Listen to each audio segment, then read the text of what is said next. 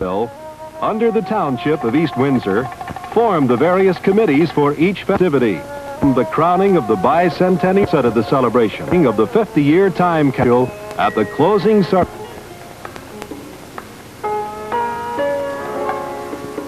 With this kind of community spirit, is it any wonder East Windsor has survived through 200 New England winters? Friday, May 3rd, the St. Catherine's Players presented the first of their 3 well-received performances of Carousel, which was as popular here as Hello, Dolly on Broadway. Sharing the spotlight with Carousel was the coronation of 18-year-old Miss Laverne Sherry, who was chosen to reign as Queen of the Bicentennial. Miss Sherry and her court graced the many events attended throughout the festivities. Saturday, May 4th, brought the field day and traditional events. A nail hammering contest, broad jumping contest,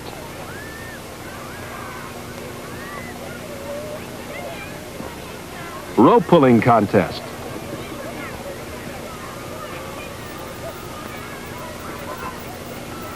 running event,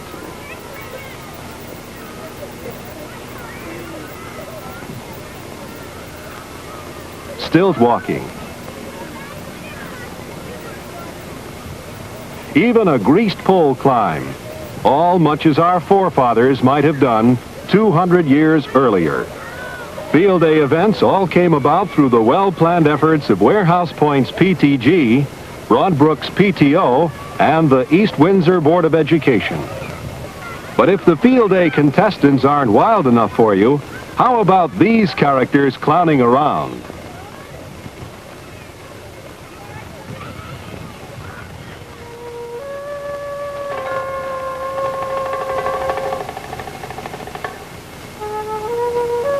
The Bicentennial moved back into high gear on Saturday, May 11th, with the all-about-town tour of homes and historical places.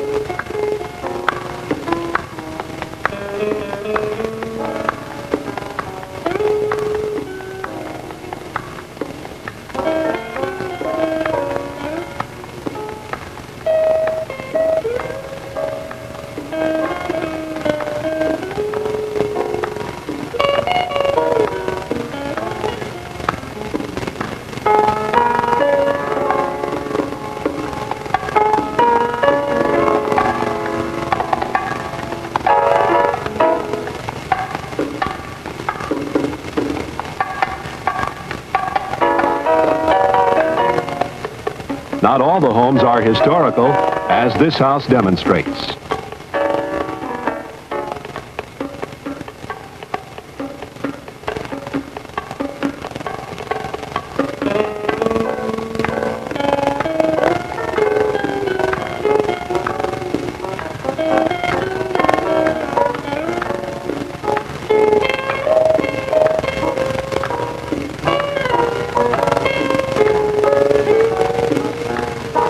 And our colonial mist shows how readily the past blends into the present, and how casual our visits are these days.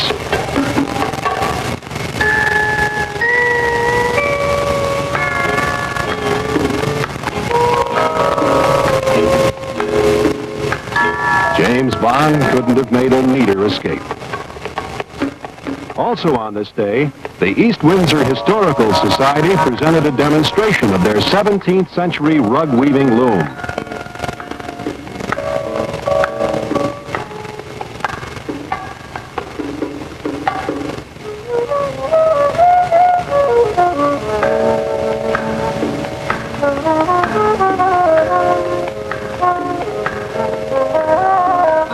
And there's Slubbing Billy,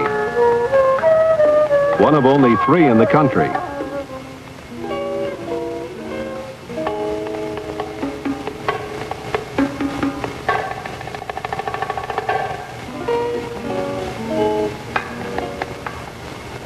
This day was topped off by a grand ball from 9 p.m. till 1 a.m., presented by the Lions Club at the Crystal Lake Ballroom.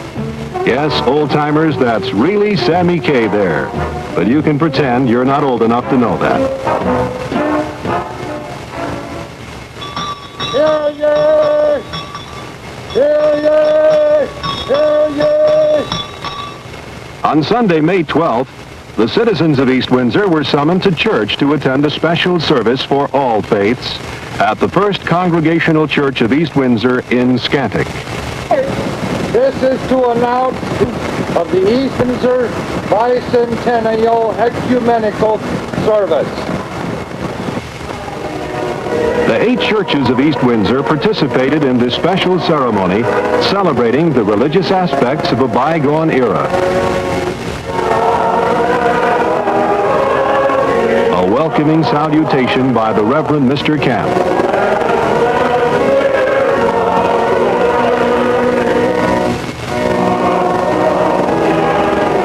A sermon by Dr. English.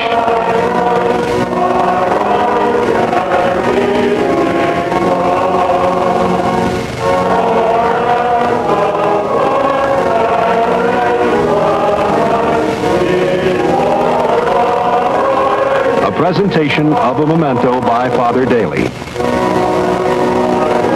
With the celebration officially opened and blessed, we're off with a blast the following day, Monday, May 13th.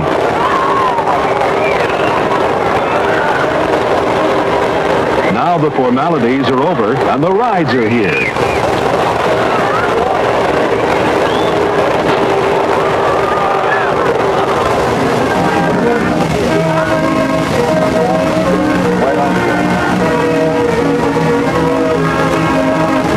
Takes a great sense of balance and a strong stomach, we might add, to keep up with all this movement. Later the same night, our bicentennial queen appeared to introduce the historical pageant of East Windsor, starting with the dinosaurs, whose bones were first found in East Windsor in 1818.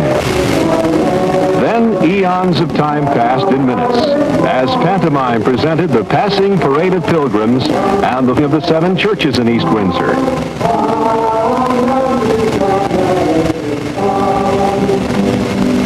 East Windsor's first doctor makes the rounds.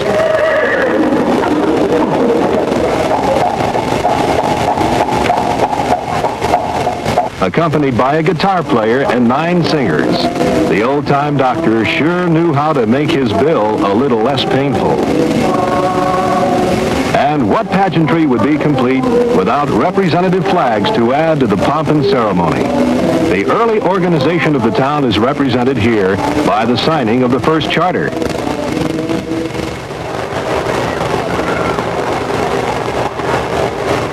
Much of the carnival-type booth area was operated by townspeople to raise money for the bicentennial celebration.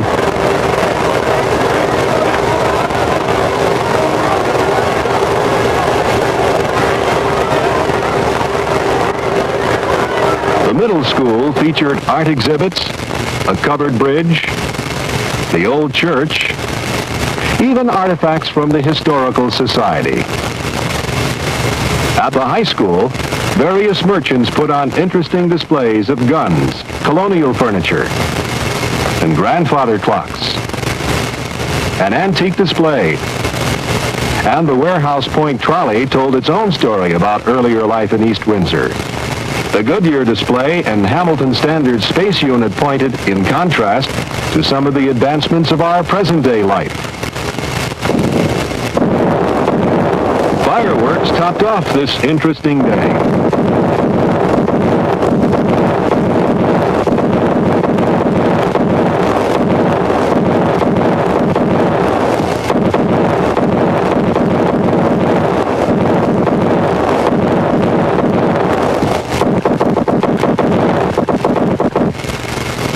A ride on the Connecticut Electric Railway began the activities of Thursday, May 16th.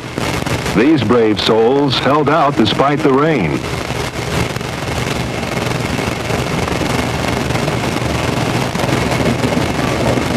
After all, it had been proclaimed East Windsor Day.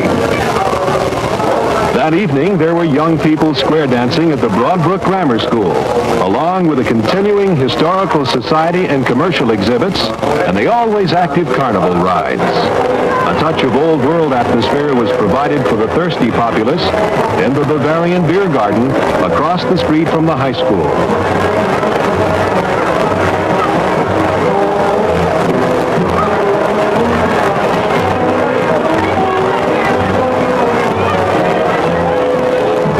The evening was enhanced by the airs of the Hartford Bavarians. The evening was climaxed by the Brothers of the Bush Beard Growing Contest, with prizes based on the thickest and longest and most unique beards and mustaches.